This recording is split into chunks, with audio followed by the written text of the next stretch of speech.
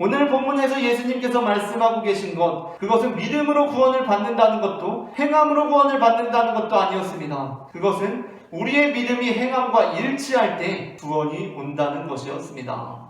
그렇게 예수님의 산상수훈이 끝이 납니다. 예수님께서 말씀을 다 마치셨고 사람들은 예수님의 가르침에 놀랐습니다. 그런데 오늘 본문은 무리들이 놀란 이유에 대해서 이렇게 기술하고 있습니다. 29절입니다. 이는 그 가르치시는 것이 권위 있는 자와 같고 그들의 서기관들과 같지 아니함일러라. 예수님께서 가르치시는 것이 권위 있는 자와 같고 그들의 서기관들과 같지 않았다는 것입니다. 그렇다면 당시 서기관들의 가르침이 어떠한 것이었길래 그들의 가르침은 무리들에게 있어서 권위가 없었고 그와 대비해 예수님의 가르침이 권위 있는 자와 같았다는 것은 어떠했다는 것을 뜻하는 것입니까? 우리는 당시 서기관들의 가르침이 어떠한 점에서 권위가 없었는지 예수님의 말씀을 통해 살펴볼 수 있습니다. 마태복음 23장 1절부터 7절입니다. 이에 예수께서 무리와 제자들에게 말씀하여 이르시되 서기관들과 바리새인들이 모세의 자리에 앉았으니 그러므로 무엇이든지 그들이 말하는 바는 행하고 지키되 그들이 하는 행위는 본받지 말라. 그들은 말만 하고 행하지 아니하며 3절의 마지막 부분입니다. 그들은 말만 하고 행하지 아니하며 세상에서 가장 권위 없는 가르침이 있습니다. 그것은 바로 말만 하고 행하지 않는 것입니다. 그렇다면 예수님의 가르침에 권위가 있었던 이유는 무엇이겠습니까? 예수님께서 그런 말씀들을 하시는데 예수님께서 정말 그러한 사람이셨던 것입니다. 그러니까 예수님의 믿음을 말이라고 다시 적고 그 행함을 존재라고 다시 적는다면 이렇게 다시 기술할 수 있을 것 같습니다. 우리가 예수님의 가르침에 놀란 이유는 예수님의 가르침, 그러니까 그 말과 그 존재가 밀접하게 연결되어 있었기 때문이었다는 것입니다.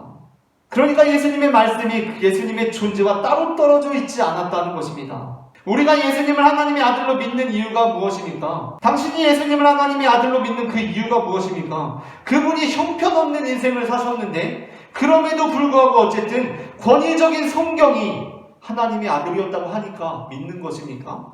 그분이 그저 그냥 평범한 삶을 사셨는데 권위적인 우리 교회 목사님이 그분이 하나님의 아들이라고 하니까 믿는 것입니까? 권위적인 부모님이 그렇다고 하니까 그런 것입니까? 그것이 아닙니다. 우리가 예수님을 하나님의 아들로 믿는 이유는 그분이 하나님의 아들로 사셨기 때문입니다. 아니 어쩌면 우리는 애초에는 그분이 하나님의 아들인 줄도 사실 몰랐습니다. 그런데 그 삶을 보니까 그분은 정말 하나님의 아들이셨던 것입니다. 그분은 정말 하나님의 아들답게 사셨습니다. 우리는 믿는 사람들을 어렵지 않게 만나는 시대를 살아가고 있습니다. 하지만 그 믿음을 따라 살아가는 사람들은 좀처럼 만나기 어려운 시대를 살아가고 있습니다. 물론 잘못된 믿음을 가지고 잘못된 삶을 살아가는 사람들을 두둔하려고 하는 것이 아닙니다. 테러리스트가 되자는 것이 아닙니다. 하지만 예수님께서 오늘 본문을 통해 잘못된 믿음을 가지고 잘못된 삶을 살아가는 사람보다도 바른 믿음을 가지고 있으면서도 잘못된 삶을 살아가고 있는 이들을 겨냥하고 계신 것을 우리는 기억해야 합니다. 말만 하는 거 그건 아무나 할 수 있습니다.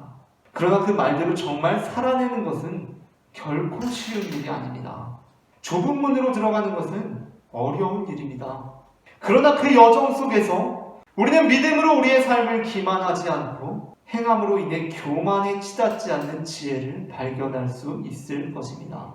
초대교회 당시 하나님의 구원이 예수 그리스도를 통해 이방인들에게도 미치게 되었다는 메시지는 우리가 생각하는 것보다 훨씬 파격적인 메시지였고 하나님의 구원에서 이방인들은 배제된다는 사고가 당시 유대인들 뿐만 아니라 초대교회 교인들이나 지도자들에게도 뿌리 깊게 내려 있었습니다.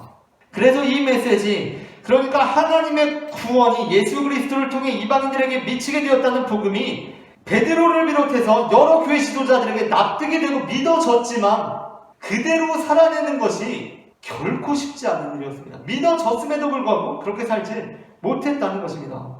그만큼 이방인들에게 복음을 선포하는 것이 유대인들에게는 굉장히 넘을 수 없는 장벽 같은 일이었는데 그런 일을 해낼 만한 사람으로서 하나님께서 선택한 사람이 바로 그냥 믿는 대로 행하는 사람, 그냥 포도나무면 포도를 내고 무화과 나무면 무화과를 내는 사람, 정말 그의 믿음이라는 말과 그의 삶이라는 것이 완전히 동의어로 작용하는 사람, 바로 바울이었다는 것입니다.